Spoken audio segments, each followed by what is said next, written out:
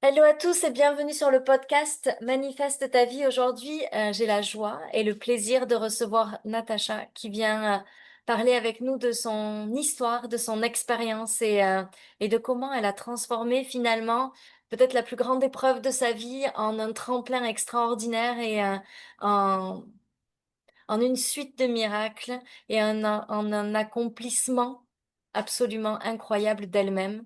Natacha, bienvenue. Merci d'être avec nous aujourd'hui.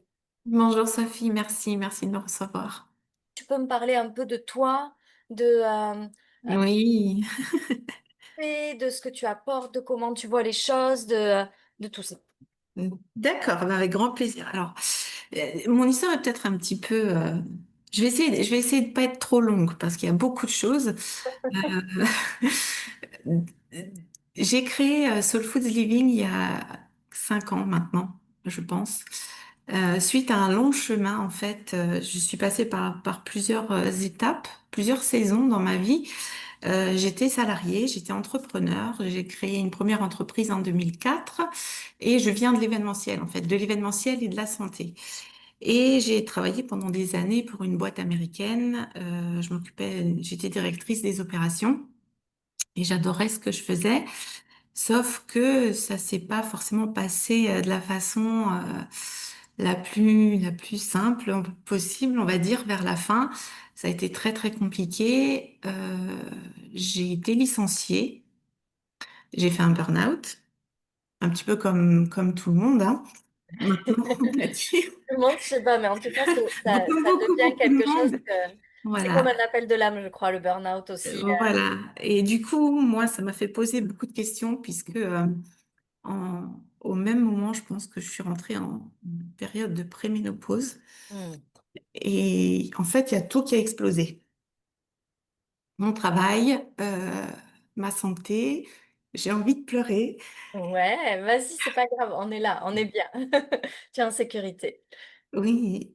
Et, euh, et je me suis posé beaucoup de questions pourquoi ça se passait comme ça, puisque quand on parle de manifestation au sein de l'HEMC, moi j'avais l'impression de vivre à travers ça depuis toujours. J'ai manifesté plein de choses dans ma vie. Pendant longtemps, j'ai pas eu de problème d'argent. Je gagnais très bien ma vie et puis un jour, finalement, tout s'est écroulé. Quand j'ai perdu mon travail, j'avais un super salaire, on venait de construire une maison, ma santé, ça n'allait pas et on s'est retrouvé. Je me suis retrouvée au chômage, mais au fond de moi, quand c'est arrivé, je savais que derrière, il y avait quelque chose de plus grand que je devais faire. Et pour moi, c'était clair que c'était un appel de mon âme et que tout s'écroulait pour cette raison-là. Donc, on a vendu notre maison. On a essayé de trouver plein de moyens pour régler nos soucis financiers qui ont fini par devenir très gros. C'est hyper intéressant ce que tu viens déjà de partager et je te remercie pour cette vulnérabilité-là.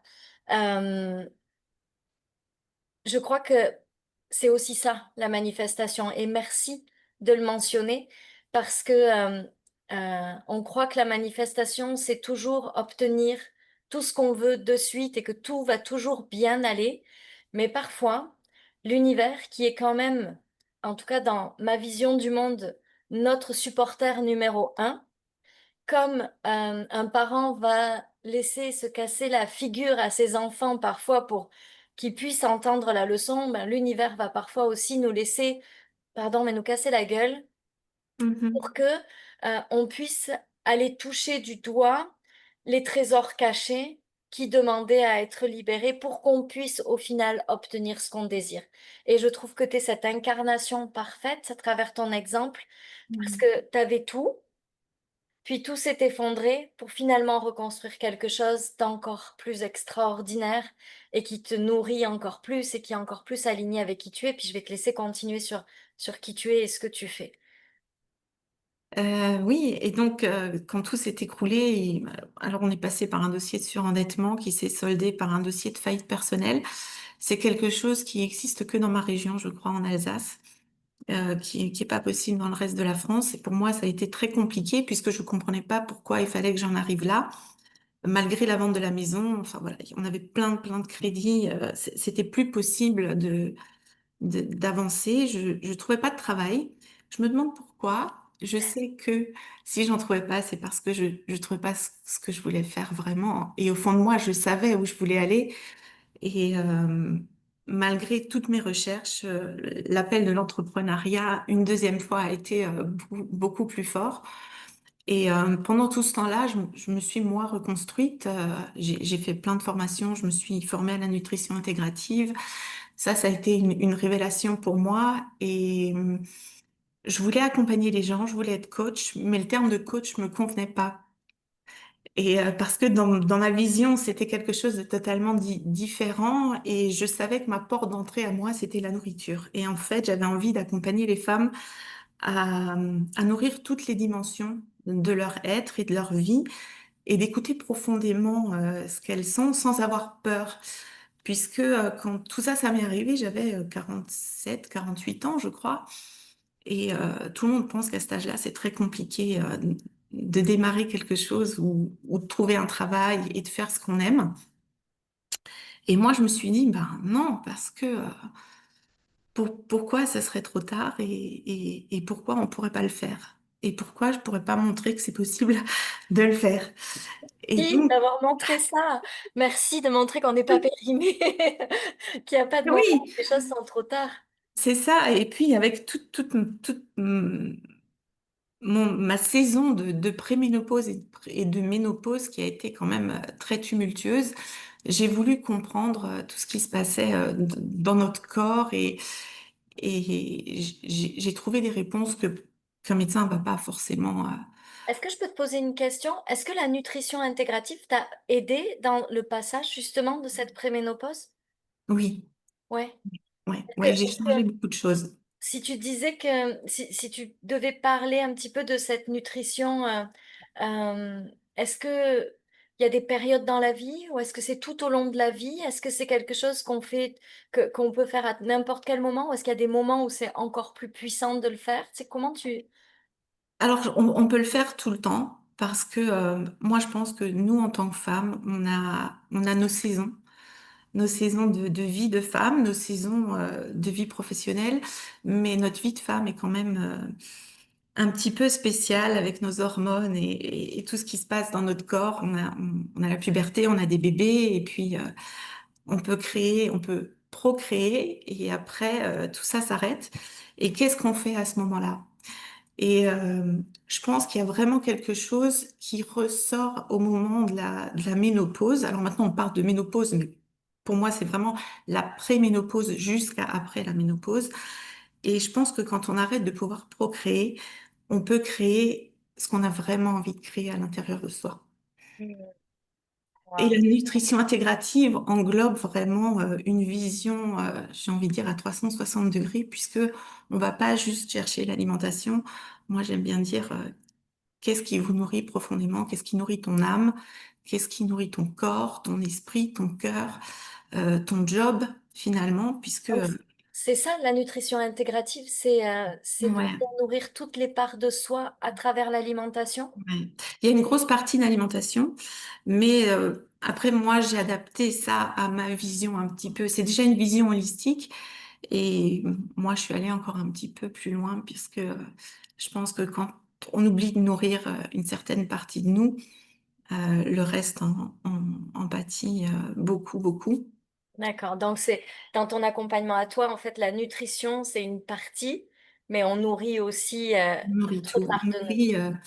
On nourrit son âme, surtout. On nourrit l'âme de son entreprise, puisque notre entreprise a besoin de nourriture et de nourriture un petit peu spéciale parfois. On nourrit notre cœur et on comprend aussi qu'on n'a pas les mêmes besoins euh, au fil de notre vie. On n'a pas les mêmes besoins à 20 ans, à 30 ans, à 40, à 50, que ce soit en termes de nutrition ou en termes de ce qu'on a envie de faire De nous. Pour nous. de nous, pour nous et pour les autres.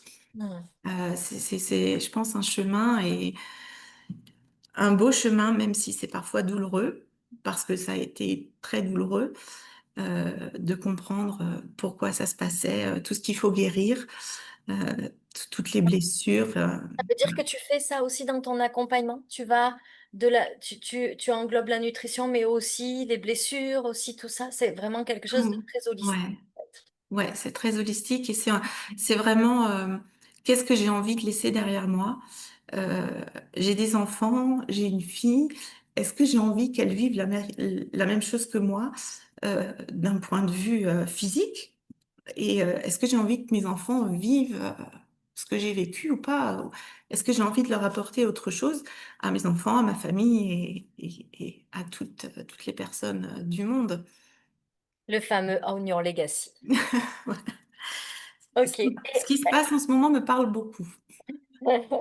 Est-ce que tu peux nous dire à quel moment dans tout ça, l'HEMC s'est présenté à toi? Tu sais, dans tout ce parcours que tu viens de nous présenter, à quel moment est-ce que tu es rentré dans l'HEMC?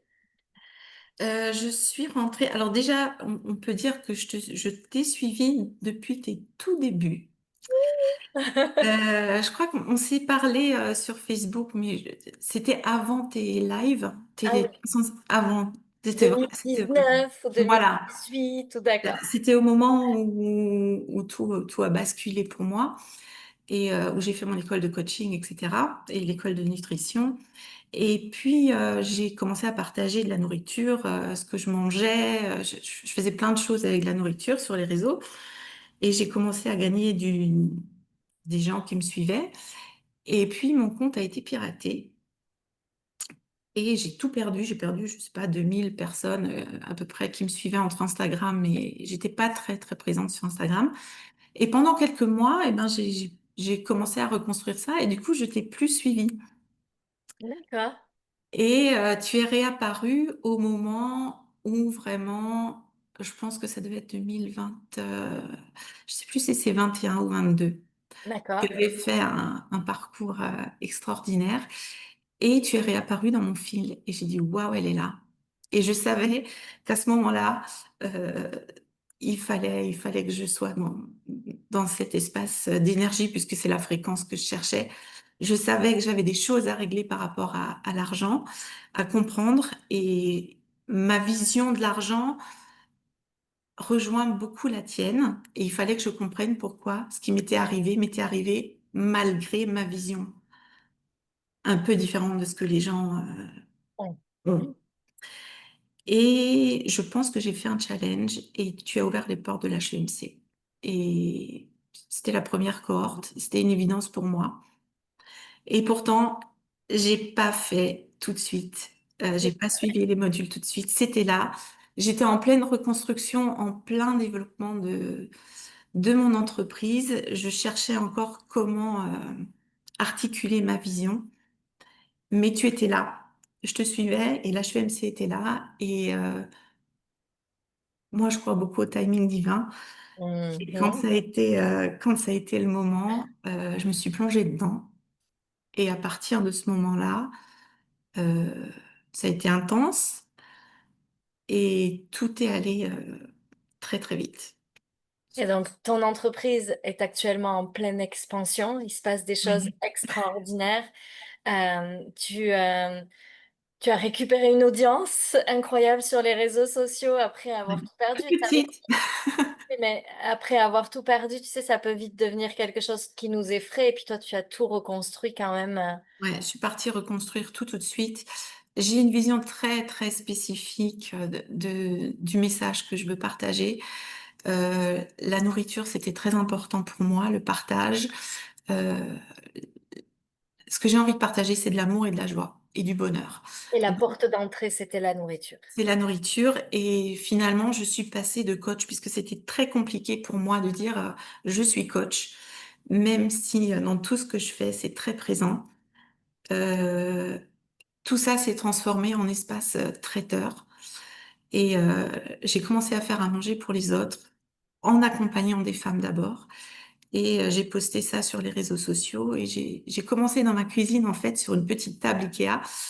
Euh, et ça a grandi De façon exponentielle. ouais, Et c'est très bien. au-delà de ce que j'aurais pu imaginer, vraiment parce que à aucun moment j'aurais pensé que j'allais ouvrir un espace food traiteur et même si j'adorais faire à manger pour les autres, mais ça m'a transportée Et j'ai fait ça de chez moi pendant 2 ans, 3 ans, je crois. Et j'ai cherché un local professionnel pour pouvoir développer tout ça. Ça a mis son temps, mais je savais aussi que c'était pas pour rien. J'avais quelque chose de très spécifique en tête. Je voulais que ce soit une maison, euh, un endroit où les gens peuvent se sentir chez eux et en sécurité, et où je peux accueillir toutes les femmes qui veulent changer les choses. On sent ton émotion quand tu parles Ouais, de ça, c'est beau. Oh, j'adore, incroyable. Et moi, ce que j'aime dans cette histoire, c'est le fait que parfois les choses ont besoin de s'effondrer pour qu'on se retrouve pleinement. ouais, Ce que j'aime aussi, c'est ta vision unique de tout ça. C'est-à-dire que tu as créé un concept euh, qui, à ma connaissance en tout cas, n'existait pas, quelque chose qui est vraiment issu de ton âme, de qui tu es, de ton unicité, qui ressemble à rien d'autre, sauf mhm, à toi. Et ça, c'est magnifique. ouais. Je suis très reconnaissante de tout ce parcours finalement, malgré, malgré le fait que ça a été très très dur. Et je pense que j'ai compris pendant l'HEMC, et que je continue de faire et de suivre, et j'y reviens tout le temps, tout le temps. euh, je sais que j'ai manifesté cette faillite. Je l'ai vraiment manifestée parce que je crois que je me souviens du jour où j'ai dit, mais j'en ai marre d'avoir des crédits. J'ai vraiment envie d'avoir autre chose comme vie. Et j'avais l'impression que plus j'avais d'argent, plus j'avais des crédits, et plus je m'enfonçais dans un cercle qui me correspondait pas, et qui n'était pas du tout la vision que j'avais de tout ça. Et je me souviens encore quand j'étais à mon bureau dans mon ancien job, et où je me suis dit, il n'est pas question que ça continue comme ça. Je pensais pas que ça passerait par un dossier de surendettement et une faillite personnelle. Pas du tout. Je trouve que c'est des moments extrêmement compliqués pour lui-même parce qu'effectivement, il y a beaucoup de jugements autour de soi, des autres. Ouais. C'est pas facile d'assumer ça dans son propre regard, mais aussi dans le regard des autres.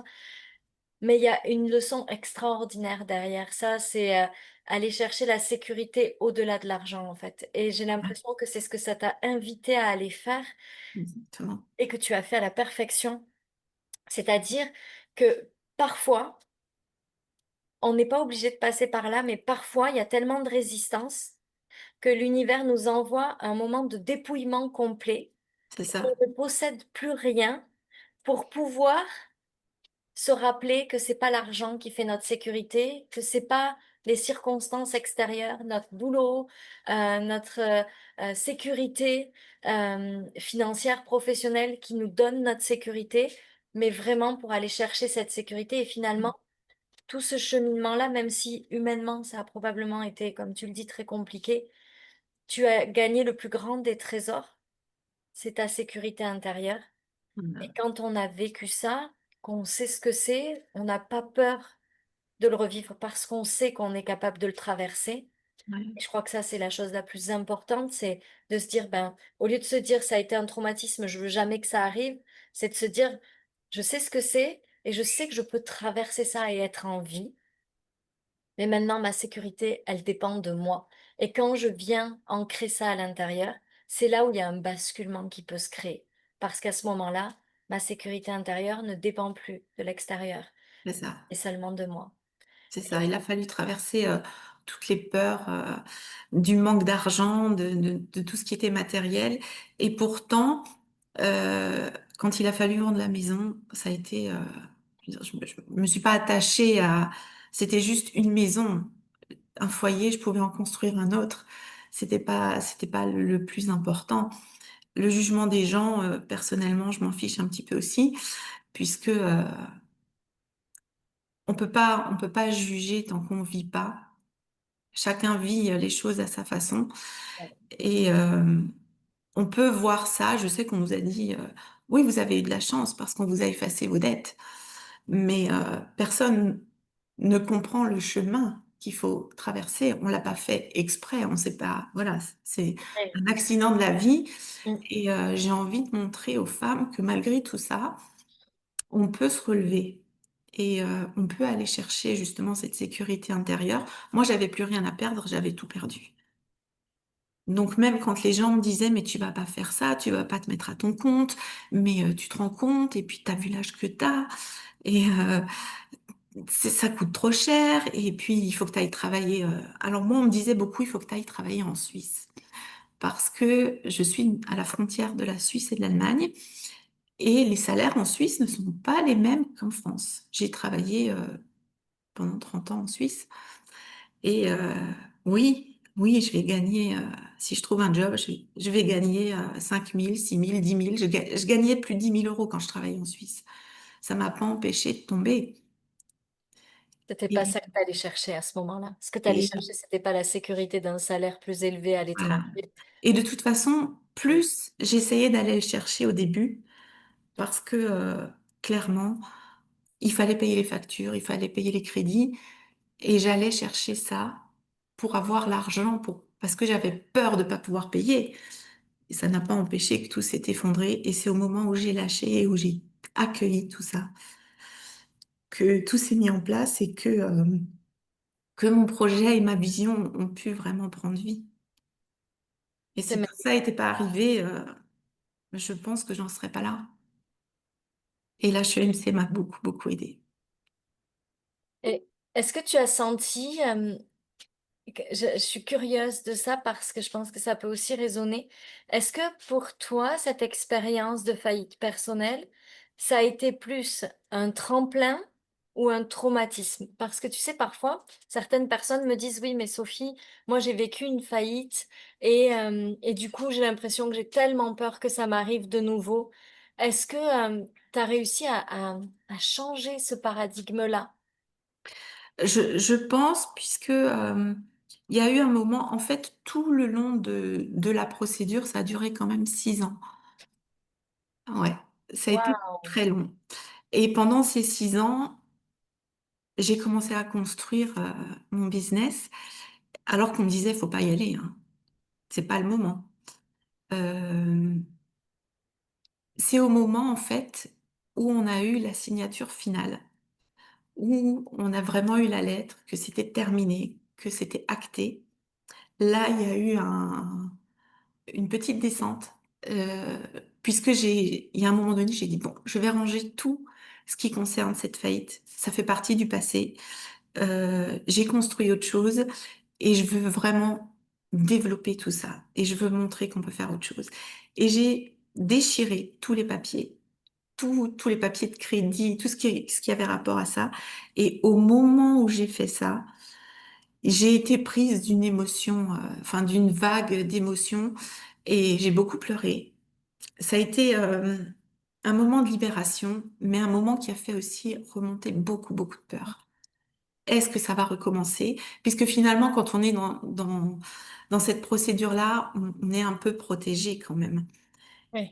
Et du coup, j'ai eu quelques jours où ça a été très, très compliqué. Il a fallu faire un travail énergétique très, très profond. Maintenant, ça va, c'est passé, parce que ça fait pas longtemps en fait. Ça date du mois de, je crois qu'on a eu la lettre en juin Ah oui, c'est cette année. extrêmement récent. C'est très récent.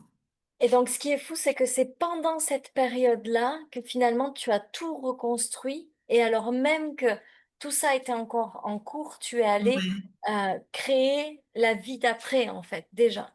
ouais, ouais. Bravo. Quel courage. Merci. Je sais pas si c'est du courage. Pour moi, c'était pas possible autrement. Hmm. L'appel était vraiment trop fort. On sent beaucoup d'émotions encore en toi pour Ouais, ça. ouais, ouais, Tu es vraiment dans l'accueil, on dirait, de tout ça, la réalisation de tout ce qui vient de se passer ces 6 dernières années, en fait. ouais. Oui, C'est c'est une ça a été sacrée long. histoire. Hmm. Et en même temps, ça a été dur et ça a été beau, puisque moi, j'ai transformé plein de choses dans ma vie. Et c'est grâce à tout ça, finalement, que mon entreprise existe aujourd'hui et qu'elle se développe et que ma vision atteint chaque fois un niveau différent et un niveau supérieur, et les accompagnements aussi, puisqu'au départ, je voulais accompagner les femmes qui faisaient des burn-out, et je me disais, mais en fait, non. Oui, mais non, pas comme ça, Pas comme ça. puisque j'avais pas envie d'accompagner à partir de là où moi j'étais. Donc, il a fallu tout ce cheminement et toute la vision de mon entreprise euh, était bâtie autour de la nourriture, mais de toutes les nourritures. Mm. C'est Et magnifique. maintenant, je fais à manger pour beaucoup de gens, mais je le fais différemment et je suis très reconnaissante de toutes mes clientes qui se sentent inspirées et ouais, c'est super. Et donc, si je comprends bien, tu es rentrée aussi dans l'HEMC pendant cette période-là qui était une période complètement de Ouais, refonte intérieure. ouais. Est-ce que tu dirais que c'est une bonne période pour entrer dans la l'HEMC? Parce que des fois, les gens me demandent, oui, mais Sophie, est-ce qu'il faut avoir fini un petit peu d'avoir traversé les choses? Est-ce qu'on peut rentrer? Tu sais, si toi, c'était à refaire, est-ce que tu rentrerais à ce moment-là dans la l'HEMC? Est-ce que tu recommencerais? Qu'est-ce que ça t'a apporté comme soutien dans un moment comme celui-ci au final? Ah oui, je rentrerai tout de suite, tout de suite. Et après, je pense qu'on n'est pas obligé d'attendre ce moment-là. Euh, pour moi, c'est arrivé à un moment où je savais qu'il fallait que j'aille chercher quelque chose de plus profond. Euh, tout ce que tu disais, j'avais l'impression en fait que c'était tout ce que j'avais à l'intérieur de moi qui était en train de se déployer dans cet espace-là. Et je cherchais les mots à mettre sur tout ce que j'avais à l'intérieur de moi. Et c'est arrivé à ce moment-là. Et je pense que tu es pas réapparu dans mon fil pour rien. Hmm. Après, on croit à ça ou pas. Moi, j'y crois Ouais, profondément. je crois aussi dans... Et, et de toute façon, je pense comme c'est pas quelque chose qui est figé, on peut y aller vraiment à n'importe quel moment une fois qu'on est dedans. Oui, mais je crois aussi à l'espace énergétique, tu vois ce que tu disais, j'étais là, j'y allais pas, mais pourtant je sentais l'énergie de la HEMC qui était là. Je crois qu'il y a une part aussi de ça, c'est-à-dire que je pense que c'est comme un vortex dans lequel tu rentres aussi, même si t'écoutes pas, même si tu sens l'énergie de cet espace-là qui te porte jusqu'à temps que ça devienne ton moment de venir ouvrir les portes à l'intérieur de toi et d'écouter les C'est ça. choses. C'est ça. Mais en tout cas, c'est vraiment magnifique tout ton parcours, tout ce qui s'est passé. Et je trouve que c'est aussi, tu sais, on parle beaucoup d'héritage en ce moment, mais pour moi, c'est ça l'héritage. C'est aussi, ben voilà ce que j'ai fait de ma vie en fait. Voilà ce qui s'est passé, voilà comment j'ai tout transformé. Et ça, au-delà de l'aspect matériel, c'est le plus grand héritage parce que finalement, c'est ce qui reste de nous, c'est l'empreinte énergétique qu'on envoie dans le monde. Et pour moi, Mhm. ça, ça a une grande valeur. Donc, merci d'être cet exemple aussi de résilience, de courage, de foi aussi, de foi en toi, Beaucoup de de foi fois. Ouais. en ce que tu étais capable d'apporter parce que en le faisant, tu vas permettre, tu as permis et tu vas permettre à tous ceux qui nous écoutent aussi à travers ce podcast de réaliser que s'ils sont dans une période comme ça, eh ben, ils peuvent venir suivre Natacha parce que s'ils ont besoin à un moment donné d'une preuve que c'est possible, tu es cette Ouais. preuve-là aujourd'hui. Et, Et ça compte dans ces moments-là aussi, de savoir que d'autres l'ont traversé, qu'on peut s'en sortir, qu'on peut rendre les choses plus belles et plus grandes après avoir traversé des moments comme ça. Je Ouais. crois que ça fait vraiment beaucoup de sens. Et, et ouais, juste merci pour ça. Non, merci, merci beaucoup. Je suis- Jamais j'aurais imaginé la direction que ça prendrait quand j'ai accueilli ce que j'avais à accueillir. Et, euh, et je pense qu'il y a des signes et des mots qu'il faut pas négliger. Donc, tu vois, quand tu parles d'héritage, je savais que les accompagnements que je voulais faire, ils étaient au sein de mon entreprise, mais il y a quelque temps, j'ai compris qu'il fallait qu'ils soient détachés de la partie food, nourriture, pour pouvoir grandir encore plus. Et tout ce qui est ressorti à ce moment-là, du travail que j'ai fait pour, euh, pour mettre à jour cette vision-là, en incluant la nourriture, c'est que grâce à l'HEMC aussi, j'ai compris qu'il fallait que je sois plus visible et qu'il fallait que je fasse ça sous mon nom à moi. Et quand on a travaillé sur le nom, etc., au départ, je voulais créer une nouvelle marque. Euh, Ce qui est ressorti, c'était héritage et transmission. Et du coup, ce qui se passe en ce moment, ça me parle beaucoup parce que c'est vraiment ça. Ouais. C'est Mm. vraiment qu'est-ce que maintenant, c'est le moment est venu de transmettre et et d'accompagner dans les transitions de la vie toutes celles qui ont envie de croire qu'elles peuvent encore faire des belles choses malgré leur âge et malgré les petits problèmes ou les gros problèmes de santé qu'on peut avoir.